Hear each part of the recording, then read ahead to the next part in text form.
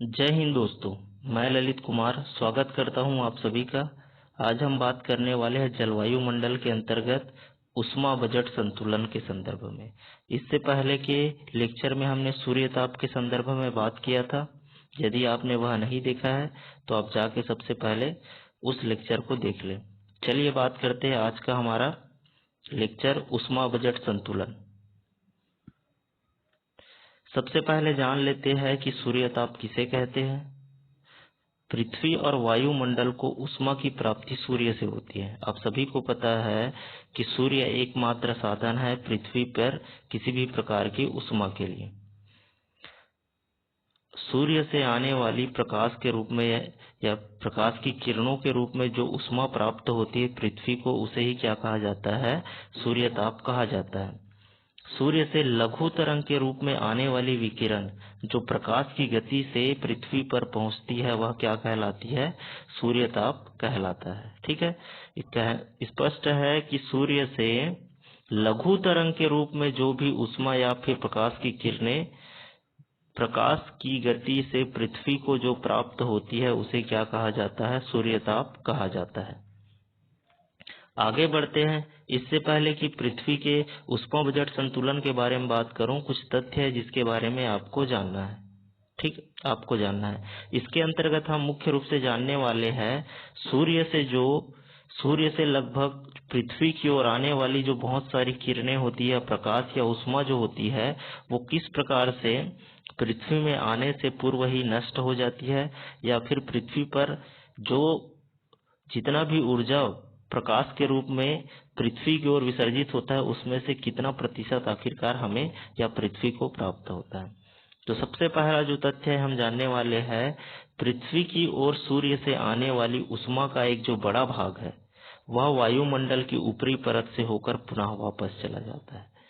सीधा सा कह रहा है कि जो भी सूर्य से आने वाली जो भी विकिरण है जो पृथ्वी पर पहुंचती है वो वायुमंडल तक, एक बहुत बड़ा हिस्सा वायुमंडल तक पहुंच ही नहीं पाता है। हमारे वायुमंडल में आने से पहले या तो नष्ट हो जाता है या तो वापस हो जाता है।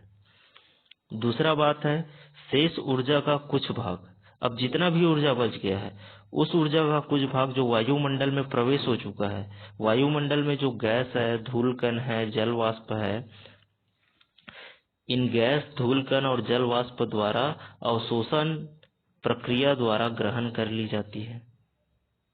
अर्थात सबसे पहले तो क्या हुआ, वायुमंडल के आधा से ज्यादा भाग वायुमंडल तक पहुंचा ही नहीं पृथ्वी के। अब वायुमंडल में प्रवेश किया तो उसमें से बहुत सारी भाग क्या हुआ, वायुमंडल द्वारा ही हरास कर लिया गया, लॉस हो गया वायुमंडल में, पृथ्वी के धरातल तक पहुंचा ही नहीं।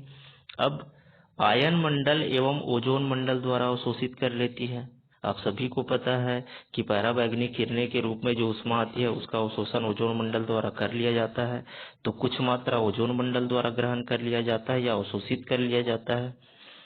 अगली बात है कि वायुमंडल की निचली परतों में पाई जाने वाली जल वाष्प, धूलकण, बादल द्वारा परावर्तित प्रकीर्णन एवं अवशोषण द्वारा ह्रास हो जाता है। आप सभी को पता है कि हमारे पृथ्वी का सबसे निचला परत क्षोभ मंडल है। क्षोभ मंडल में ही मौसम संबंधित घटनाएं होती है जिसमें जल वाष्प पाया जाता है, धूलकण और बादल पाए जाते हैं। इन बादलों, जल वाष्प और धूलकण में परावर्तन, प्रकीर्णन और अवशोषण जैसी प्रक्रियाएं होती है जिसके फलस्वरूप एनर्जी का एक बहुत बड़ा हिस्सा का क्या हो जाता है, लॉस हो जाता है हमारे ऊपरी परत में या फिर क्षोभ मंडल में। आगे बात करते हैं सूर्य ताप का लगभग 10%। अब मान लेते हैं जितना भी पृथ्वी पर जितना भी ऊष्मा आ रहा है उसका लगभग 10% जलमंडल सतह द्वारा परावर्तित होकर बिना गर्म किए, पृथ्वी को बिना किसी तरह का हीट किए, गर्म किए वापस हो जाता है। क्योंकि आप सभी को पता है जल का सतह बहुत चिकना होता है और जैसे सूर्य की किरण जल सतह पर पड़ती है वो बिना गर्म किए वापस अंतरिक्ष की ओर लौट जाती है। इस प्रकार से यदि देखा जाए तो सूर्य से जो 100% एनर्जी पृथ्वी की ओर निकली होती है उसका लगभग 42 से 45% ही धरातल को प्राप्त हो जाती है। बाकी एनर्जी क्या होती है, धरातल में पहुंचने से पहले ही खत्म हो जाती है या वापस हो जाती है। या किसी न किसी तरह परावर्तन, प्रक्रियण और अवशोषण के माध्यम से ह्रास हो जाती है। आगे बात करते हैं सैलर्स करके जो विद्वान था, उनके अनुसार वायुमंडल में जो 100% सूर्य ताप प्रवेश करती है उसका परिचालन कैसे होता है। कहने का मतलब है सूर्य से पृथ्वी के वायुमंडल में जितनी भी एनर्जी प्राप्त होती है उसका डिवाइडेशन किस प्रकार है, वो कहाँ यूज्ड हो जाता है या हो जाता है, इसको हम देखने वाले हैं। सबसे पहला, पृथ्वी सूर्य से निकलने वाला जो किरणें रहती है अंतरिक्ष में परावर्तन हो जाता है एक बहुत बड़ा हिस्सा। सबसे पहले बादलों द्वारा 23% हिस्सा का परावर्तन हो जाता है, रिफ्लेक्ट हो जाता है। गैस, धूल कण एवं जलवाष्प द्वारा 6% क्या किया जाता है, परावर्तित कर दी जाती है। वैसे ही भूतल में जल, हिम द्वारा क्या हो जाता है, लगभग 7% क्या हो जाता है, रिफ्लेक्ट कर दी जाती है। तो इस प्रकार से 36% जो एनर्जी का हिस्सा होता है वो क्या होता है, परावर्तित कर दी जाती है वापस, यानी कि वापस सूर्य की ओर भेज दी जाती है। वही वायुमंडल में जब आती है तो उसका अवशोषण यानी कि कौन कौन ग्रहण करता है उसे, बादलों द्वारा 3% ग्रहण किया जाता है। ओजोन गैस द्वारा क्या किया जाता है, 14% ग्रहण कर ली जाती है, ऊर्जा का 14%। इस प्रकार से 17% जो भाग होता है वो क्या कर लिया जाता है, विभिन्न माध्यमों से अवशोषित कर लिया जाता है। याद रखेंगे 36% परावर्तित हो जाती है और 17% अवशोषित कर ली जाती है।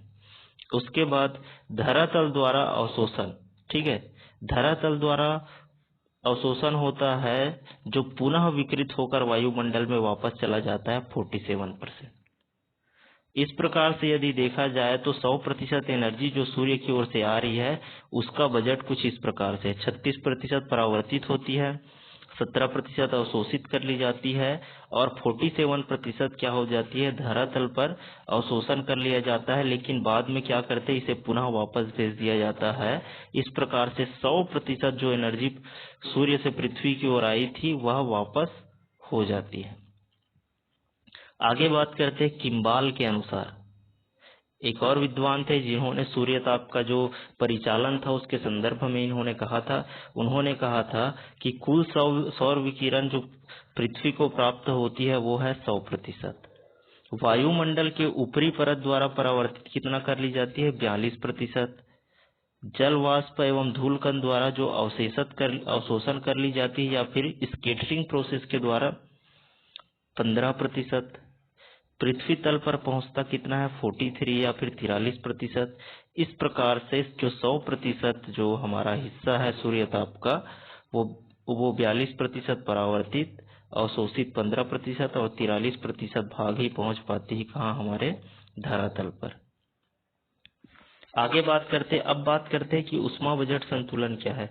अभी तक हमने देख लिया कि जो सूर्य से जो पृथ्वी की ओर जो सूर्य ताप आती है या ऊष्मा जो आती है उसे यदि 100% माना जाए तो किस प्रकार से परावर्तन, अवशोषण, चाहे वो वायुमंडल के ऊपरी क्षेत्र में हो या फिर वायुमंडल के अंतर्गत हो, किस प्रकार से परावर्तन, अवशोषण और प्रक्रियाओं द्वारा 100% एनर्जी का इस्तेमाल होता है। तो चलिए बात करते हैं कि अभी मुख्य कहानी ये है कि ऊष्मा बजट संतुलन क्या होता है। सबसे पहले देखते हैं ऊष्मा संतुलन क्या होता है। सौर ऊर्जा का कोई भी भाग, याद रख, सौर ऊर्जा का कोई भी भाग पृथ्वी स्वयं ग्रहण नहीं करती। पृथ्वी तल पर आने वाला सूर्य ताप पुनः विकृत होकर वापस चला जाता है। ये कह रहा है कि पृथ्वी से, यहाँ पे मेन कहानी है, यहाँ पे समझिएगा, यहाँ पे कहानी खुलेंगे कि सूर्य से जो एनर्जी पृथ्वी की ओर आती है, ठीक है, उसका प्रयोग तो जरूर करता है पृथ्वी, लेकिन उसे अपने पास नहीं रखता है। उसे क्या कर देता है, उसे वापस कर देता है। दिन में क्या करता है, सूर्य से पृथ्वी एनर्जी ग्रहण करता है, लेकिन जैसे ही रात स्टार्ट होता है वो सभी एनर्जी को वापस अंतरिक्ष की ओर भेजना प्रारंभ कर देता है। सीधी तौर पे वही कह रहा है कि सौर ऊर्जा का कोई भी भाग पृथ्वी स्वयं ग्रहण नहीं करता। पृथ्वी तल पर आने वाला सूर्य ताप पुनः विकृत होकर वापस चला जाता है। देखिए अब यहाँ पे एक शब्द है पार्थिव विकिरण। भूतापीय लहरों के माध्यम से अवशोषित सूर्य ताप को वायुमंडल में विकिरित करती है। पार्थिव विकिरण दीर्घ तरंगों के रूप में विकिरित करती है। इसको समझिए कि सूर्य से पृथ्वी को जो तरंग प्राप्त होती है लघु तरंग के रूप में प्राप्त होती है दिन में, जैसे ही रात होती है ये क्या करती है, वापस विकिरित करना शुरू करती है। जब विकिरित करना शुरू करती है तो उसे ही कहा जाता है पार्थिव विकिरण, जो दीर्घ तरंगों के रूप में वापस करती है। पृथ्वी पर अपना औसत वार्षिक तापमान को नियमित रखने के लिए या सामान्य रखने के लिए सूर्य ताप को वापस क्या कर देती है, भेज देती है या विकृत कर देती है, जिसे ऊष्मा संतुलन कहा जाता है। साधारण तौर पे समझो कि सूर्य से पृथ्वी की ओर जितनी भी एनर्जी आई, उस एनर्जी को एक निश्चित समय के बाद पृथ्वी क्या कर देती है, वापस भेज देती है। तो इस प्रकार क्या होती है, देखा जाए तो पृथ्वी के पास किसी भी प्रकार का सौर विकिरण अपने पास नहीं रखता है, उसे भेज देता है। जितना ग्रहण करता है दिन में, रात में उसे वापस भेज देता है, जिसके कारण से वो अपना तापमान सामान्य रख पाता है। और इसी संतुलन को कि जितना वो ग्रहण करता है उतना वापस भेज देता है, इसी संतुलन को क्या कहा जाता है, ऊष्मा संतुलन कहा गया है। आगे बात करते हैं, एक बार और समझते हैं कि किस प्रकार से सूर्य से आने वाली जो सूर्य ताप है पृथ्वी तक पहुंचती है। सबसे पहले देखते हैं कि जैसे ही सूर्य से सौर विकिरण के रूप में आती है तो 36% जो होता है वो परावर्तित हो जाती है। ठीक है, 36% परावर्तित हो जाती है, यानी कि वापस चली जाती है टकरा कर किसी माध्यम से, जिसमें बादलों द्वारा टकरा कर वापस होती है 23%, गैस एवं धूल कणों द्वारा टकराकर वापस या परावर्तित हो जाती है 6%, और धरातल का जो जैसे धरातल की विशेषता के अनुसार चिकनी सतह से टकराकर 7% वापस हो जाती है सूर्य ताप का। इस प्रकार से 36% क्या हो जाती है, धरातल की ओर आती है, लेकिन किसी माध्यम से टकराकर 36% वापस चली जाती है तुरंत। उसके बाद क्या होता है, अवशोषण प्रक्रिया द्वारा जो प्राप्त होता है 17%, इसमें से बादलों द्वारा अवशोषित कर ली जाती है 3%, और ओजोन द्वारा 14% क्या कर ली जाती है, अवशोषित कर ली जाती है। इन सब के अलावा बच गया 47%, जो 47% क्या करती है, सूर्य ताप के रूप में पृथ्वी को प्राप्त होती है दिन में। लेकिन जैसे ही रात होता है, यह पार्थिव विकिरण के रूप में क्या होता है, दिन में तो एनर्जी ग्रहण करती है लघु तरंग के रूप में, लेकिन जैसे ही शाम होता है या रात होता है, सूर्य डूबता है, पृथ्वी क्या करती है, पार्थिव विकिरण के तौर पे इस एनर्जी को वापस अंतरिक्ष की ओर भेजना शुरू कर देती है। तो इस प्रकार से 100% एनर्जी सूर्य ताप की ओर से पृथ्वी की ओर आती है, और रात में 100% एनर्जी वापस भेज देती है।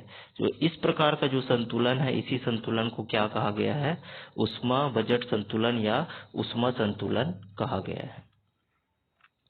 तो चलिए आज के लिए इतना ही करते हैं, फिर मिलेंगे आपसे अगली लेक्चर में। तब तक के लिए जय हिंद।